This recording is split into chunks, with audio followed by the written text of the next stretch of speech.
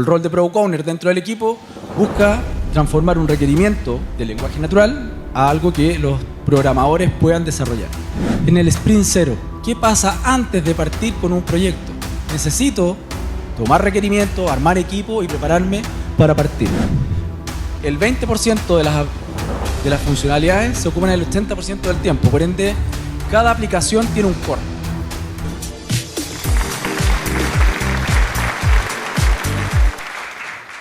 Bueno, lo difícil de hablar de agilidad después de muchas presentaciones es que lo que voy a presentar no haya pasado antes durante las exposiciones, pero afortunadamente, pese al nerviosismo que tuve durante varias presentaciones, todavía no han visto lo que les voy a presentar, así que eso es una muy buena noticia.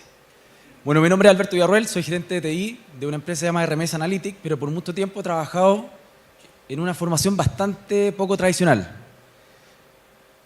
Inicialmente me formé en el ejército y trabajé con distintas herramientas. Y ahí nace mi inquietud por ser ingeniero y por trabajar en lo que es simulación, realidad virtual, realidad mixta, porque vi desde el punto de vista de usuario qué tan útil es esta tecnología.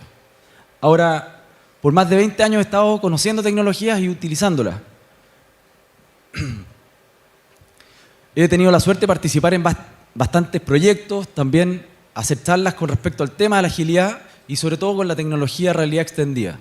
No sé si les suena el concepto de realidad extendida, me imagino que en algún momento lo han conocido, la realidad virtual, la realidad mixta, etc.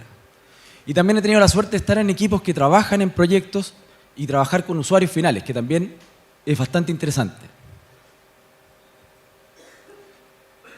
Otra de las cosas que hemos estado desarrollando, he tenido la suerte de participar, es en el uso de tecnologías que son emergentes. Por ejemplo, los guantes hápticos que aparecen acá, o los lentes HoloLens, que son lentes con realidad mixta, que permiten ver hologramas, que son cosas bastante innovadoras.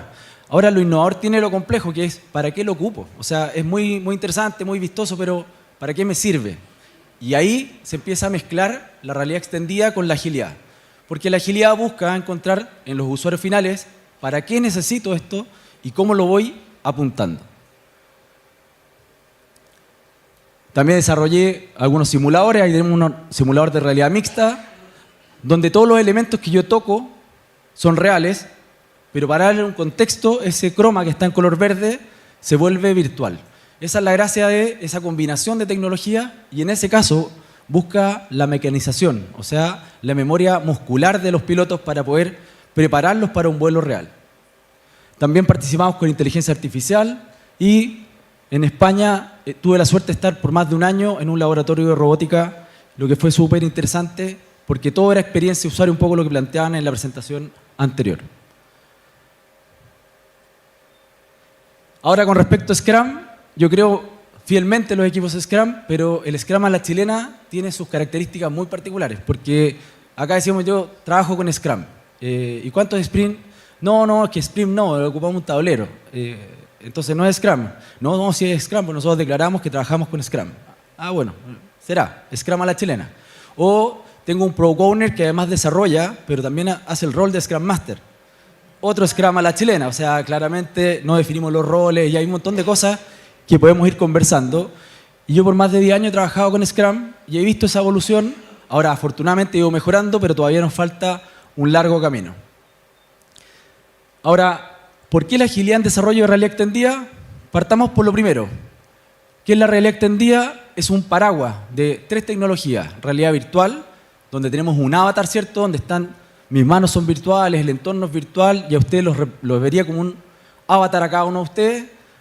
La realidad mixta, donde tengo elementos reales en combinación con la virtualidad. Y la realidad aumentada, donde aumento la realidad con elementos virtuales, que son generalmente estas aplicaciones que utilizamos para poder explicar algunos conceptos.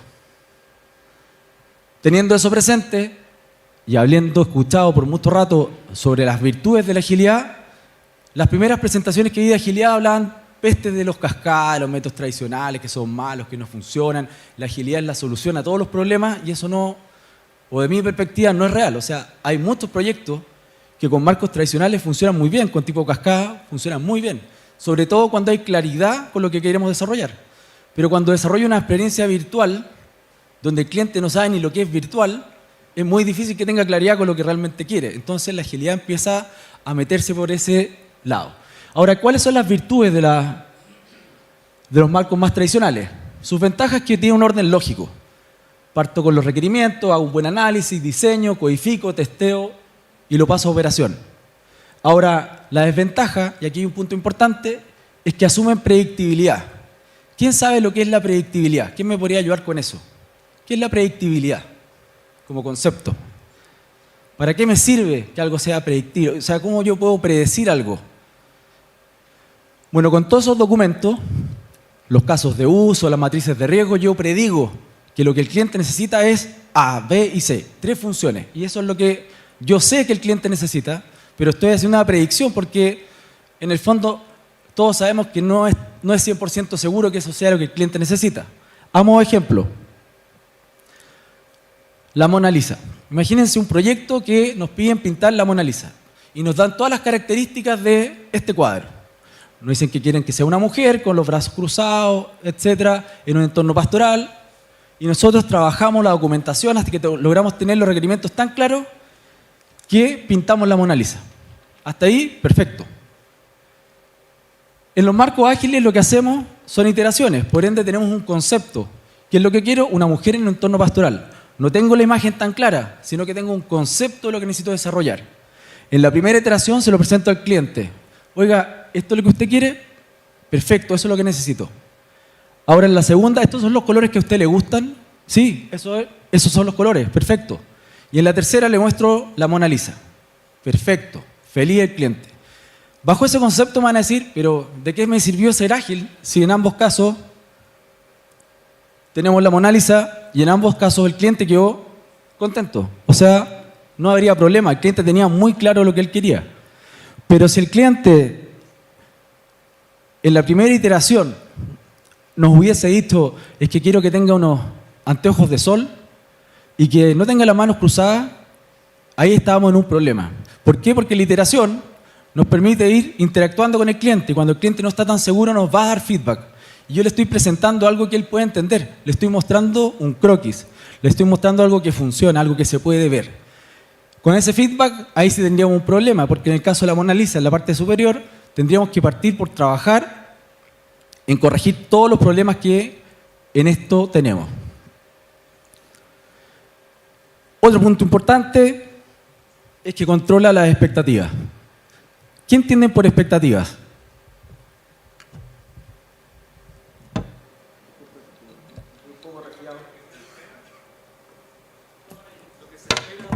Perfecto, lo que se espera, ¿cierto? Eso es lo que yo quiero, mi expectativa. Ahora, imagínense a alguien que va, les dice, quiero desarrollar un proyecto y en su cabeza lo tiene, pero no es capaz de expresárselo. Y cuando llega al final le mostramos, esto es lo que nosotros imaginamos. No, no es lo que yo quería. Esas son las expectativas. En este caso yo las voy controlando porque le mostré un avance, ya sabe lo que soy capaz de hacer, un segundo avance, ya vio cómo voy evolucionando, y un tercer avance, y puede ver que realmente voy a lograr. O sea, ya sabe hasta dónde podría llegar con esas expectativas. Pues bien, hay varios chistes con respecto a lo que el cliente quiere. Y este caso es bien particular porque se muestra mucho en las clases de informática. Pero muchas veces el cliente nos explica algo que claramente no funciona. O sea, si nosotros le hacemos caso exactamente a lo que el cliente nos dice, no va a funcionar. Y nosotros sabemos desde el inicio que posiblemente no va a funcionar. Y el que le cobra le muestra magia y el que va a desarrollar o programar no le interesa mayormente si le sirve o no. Y finalmente, lo que el cliente necesita está muy lejos de lo que nos presenta. Lo que tenemos que buscar con agilidad es eso. Buscar lo que él nos presenta y lo que finalmente él necesita. Y lo buscamos a través de ciclos repetitivos o sprint, donde vamos presentando avances en las reviews, como se vio anteriormente, y vamos teniendo un feedback. ¿Por qué? Porque le mostramos algo que funciona. Y al mostrar algo que funciona es mucho más fácil entenderlo por parte de nuestros clientes. Ahora, todo esto se basa en historias de usuario, que son un lenguaje natural, bastante entendible por el cliente, y nosotros, o el rol de Product Owner dentro del equipo, busca transformar un requerimiento de lenguaje natural a algo que los programadores puedan desarrollar. Y también priorizar, porque no todo es fundamental, y también es un punto importante poder priorizar. Acá tenemos Scrum, no me voy a poner a hablar de todo el ciclo Scrum, porque probablemente ya lo han visto. Pero siempre que partimos un proyecto y dicen con Scrum, me dicen ya, perfecto, mañana partimos el primer sprint. No sé si les ha pasado, pero Y es como, ¿cómo voy a partir el primer sprint mañana si todavía no tengo ni el backlog? O sea, ni siquiera sé lo que quieren hacer. Pero muchas veces me ha pasado, o sea, no, nosotros trabajamos con Scrum, así que mañana el primer sprint. Fíjense que en el gráfico nos aparece que está el Product Idea, muy de la mano de UX UI, muy de la mano de Design Thinking, un poco de qué es lo que necesito hacer. Y el Product Backlog no nace solo, el Product Backlog nace de una tarea desarrollada por nosotros. Y aquí va un poco el centro de la presentación, que está en el Sprint 0. ¿Qué pasa antes de partir con un proyecto? Necesito tomar requerimientos, armar equipo y prepararme para partir. Tengo que definir la misión de trabajo, las herramientas, el equipo, con quienes voy a trabajar dependiendo de lo que necesito hacer. También tengo que tener un tiempo para esto, que no es un tiempo definido, no que mi sprint duran 2 semanas y esto tiene que durar 2 semanas igual. Tampoco puede ser tan extenso como un marco tradicional y estar 2 meses preparando el sprint 0, porque yo no tengo que dejar todo listo, sino que tengo el concepto, el product backlog. Entonces es una inversión. ¿Por qué? Porque nos va a ahorrar lo siguiente: muchos problemas, porque partir sin saber lo que tenemos que hacer es un problema partiendo, y tener un inicio más claro y enfocado, que también vamos a hablar un poco del foco al final de la presentación. ¿Qué vamos a definir? Las condiciones. ¿Qué condiciones? ¿Cuánto financiamiento tenemos? ¿Cuánto tiempo tenemos? ¿Con quiénes vamos a trabajar? ¿Cómo conformamos los equipos? ¿Qué contenido del trabajo? ¿Cuáles son los alcances? Entre muchos otros conceptos, como los requerimientos no funcionales, que nos dan un poco las restricciones de lo que podemos lograr hacer. ¿Qué tenemos que lograr? Entre muchas cosas, la visión. ¿Qué es la visión? ¿Quién sabe qué es la visión de un proyecto? ¿Qué entienden por la visión de un proyecto? ¿Alguien que me pueda ayudar con la visión? Perfecto. ¿La visión hacia dónde? Hacia dónde se quiere llegar, exactamente. Ahora, si yo les digo quiero hacer una aplicación que me permita hacer compras y en la mitad me doy cuenta que también me permite hacer ventas, me pasan muchos proyectos, y empezamos a dibujar el proyecto y empezamos a perder nuestra visión, nuestro foco, perdemos el proyecto porque le quitamos fuerza a nuestra visión. La visión nos acompaña durante todo el proyecto. Los requisitos principales, las funcionalidades, los resultados esperados, todo eso se planifica en este Sprint 0. Dentro de Scrum, que no se ha tocado aún, tenemos al Scrum Master, ¿cierto? Este lidera el servicio del proyecto. Tenemos el Product Owner, el dueño del Product Backlog y quien tiene que dar valor al producto que vamos a desarrollar. Y los developers, que son quienes finalmente van desarrollando o construyendo esta aplicación.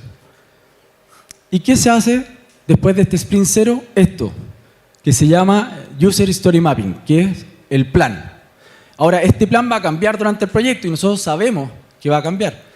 Pero parte con las épicas, que son las grandes funcionalidades, divididas, fíjense, en historias de usuario y con 2 release, que son un plan de entregables, lo que le voy a entregar a nuestros clientes. Las entregas no quiere decir que sean sprints, sino que son entregas, para que ellos lo puedan probar, y ahí volvemos a la experiencia del usuario y lo que habían presentado anteriormente de muy buena forma. Ahora tenemos el backlog y tenemos que empezar a priorizar qué es lo que realmente vamos a hacer. Y caemos al principio, la simplicidad es el arte de maximizar la cantidad de trabajo no hecho. Eso es lo esencial. Y cuando uno presenta esto en los cursos de Scrum, generalmente dicen, ah, qué flojo, no quiere hacer todo el trabajo. O sea, partiendo ya no quiere hacer todo el trabajo. ¿Qué entienden por eso? Por la simplicidad, el arte del trabajo no hecho. ¿A quién se le ocurre un poco por qué podría hacer eso? ¿Alguien que me pueda ayudar? ¿Algo que no quiero hacer de base? ¿O voy a priorizar lo que realmente aporte valor? Ese es un poco el concepto, lo que aporte valor. Pues bien, acá tenemos un cambio de paradigma. Cuando yo firmo un contrato en un marco tradicional, debo cumplir con todo lo que aparece en el contrato. A, B y C, funciones que me están declarando. Y yo estimo, como jefe de proyecto, cuánto cuesta y cuánto me voy a demorar. En la agilidad yo cambio este triángulo. Digo, ¿cuánto presupuesto tienen? ¿Cuánto tiempo tienen? ¿Y qué funcionalidades general quieren desarrollar? Por ende, en el caso más tradicional, el plan se enfoca en el costo y el tiempo, y en el marco ágil se enfoca en el cambio. O sea, yo asumo que va a haber cambio durante mi proyecto. O sea, es parte del proyecto el cambio. Y aquí caemos en Pareto. No sé si alguien ha escuchado a Pareto. El 80-20 de Pareto se habla bastante, pero habla en el fondo que el 20% de las funcionalidades se ocupan el 80% del tiempo. Por ende, cada aplicación tiene un core. ¿Y qué es ese core? Es la función principal de la aplicación. Que finalmente, por ejemplo, en un sistema de venta va a ser ejecutar la venta. En un sistema de compra, ejecutar la compra. Por mucho accesorio que yo le coloque alrededor, el core del negocio está ahí. Si un sistema de venta no puedo vender, claramente mi aplicación no sirve de nada. Por mucho accesorio y puntos y canjes pueda tener. Por eso está la priorización que se habló anteriormente. O sea, yo priorizo en función de lograr este 80-20 de Pareto. Si comparamos, y aquí ya voy cerrando un poco, tenemos por un lado los marcos más tradicionales que están enfocados en el proceso y en el caso de la agilidad en las personas. Por eso es tan importante el cliente, donde el cliente pasa a ser trascendente, no solamente importante, sino que trascendente, porque si en una review el cliente no aparece, no hay review, así de sencillo. O sea, si no aparece en la review el cliente, no tenemos un sprint, no estamos desarrollando agilidad, porque se va a enterar del producto al término del proyecto, y eso es un marco tradicional con sprint, nada más que eso. La dirección es más autoritaria en los casos tradicionales, más predictiva, y obviamente requiere un equipo muy específico. En la agilidad, lo más importante es que la responsabilidad de que esto funcione o no es de todo el equipo. Y esa es una de las cosas que a la gente que trabaja en agilidad generalmente le llama la atención. Bueno, antes de pasar al último video, y con esto cierro la presentación, hay un problema que tenemos actualmente, tanto los equipos Scrum con los marcos más tradicionales, que es la multitarea. ¿Quién conoce el concepto de multitarea? ¿Alguien que me pueda ayudar? Yo creo que todos vivimos la multitarea. O sea, de hecho, yo aquí me voy a una reunión y hacer muchas cosas al mismo tiempo. ¿Y qué pasa con un programador que hace muchas cosas al mismo tiempo? ¿Qué le pasa? ¿Él pierde tiempo o es tan eficiente? Porque uno se siente, oye, tengo 10 reuniones hoy día, qué eficiente soy. Y pesqué poquito, o sea, logré agarrar un poco a cada reunión. Bueno, les voy a presentar un video que está basado en datos reales con respecto a la multitarea y el concepto del foco. Y se los voy a ir explicando durante su ejecución. La multitarea, o muchos hablamos de multitarea, pero no sabemos realmente lo que es la multitarea. Es la capacidad de hacer muchas cosas simultáneamente, como aquí me ayudaron en la explicación. Pero tiene un problema en el cambio de contexto. O sea, cuando yo paso de una tarea a otra tarea. ¿Y cuál es el problema? Primero que es un grave error, porque voy a estar saltando de un lado a otro y posiblemente voy a perder concentración. Pero también nos afecta, nos quita fuerza, nos quita concentración, capacidad de análisis, entre otras cosas. ¿Y qué se necesita para esto? Tener foco, o sea, dedicarse a un proyecto en particular, que es lo ideal. Ahora, si yo tengo un proyecto, un solo proyecto, tengo un 100% de mi cabeza en ese proyecto. Si tengo dos, tengo un 40%. ¿Por qué no un 50 y 50? Porque tengo un pérdida por contexto. Si tengo 3, 20, 20, 20. 40 por pérdida de contexto. Bastante. Si tengo 4, esto es un estudio, no lo inventé yo, un 10% a cada proyecto y el resto es pérdida. O sea, no es tan trivial que esté saltando de una cosa a otra. Si tengo 5, un 5 ya es capilar. O sea, estoy como entendiendo un poco el proyecto, pero no lo estoy llevando a cabo. Entonces, la idea es el foco. ¿Qué nos permite o qué nos disminuye la habilidad social, la capacidad de seguir un ritmo de trabajo y el pensamiento de alto nivel, que es súper importante? O sea, donde yo llego a cambiar las cosas es cuando tengo un pensamiento de alto nivel. O sea, ya entendí el problema y estoy enfocado en el problema, estoy dedicado a ese problema. Entonces, como consejo, porque la verdad todos van a ser quizás Scrum Master, Product Owner, el foco. Sobre todo en sus equipos, quizás no en el Scrum Master, porque de repente es difícil lograr esto. Esto es un poco idílico, como sería el mundo ideal. Estar en una sola cosa todo el tiempo y bien dedicado. Pero esto es un estudio y es verdad. O sea, hay estudios con mucha gente que la pérdida del foco nos quita la capacidad de llegar al pensamiento profundo. Y si queremos cambiar las cosas y realmente hacer proyectos que aporten valor, se necesita tener ese foco. Así que ese es mi consejo. Muchas gracias por escucharme.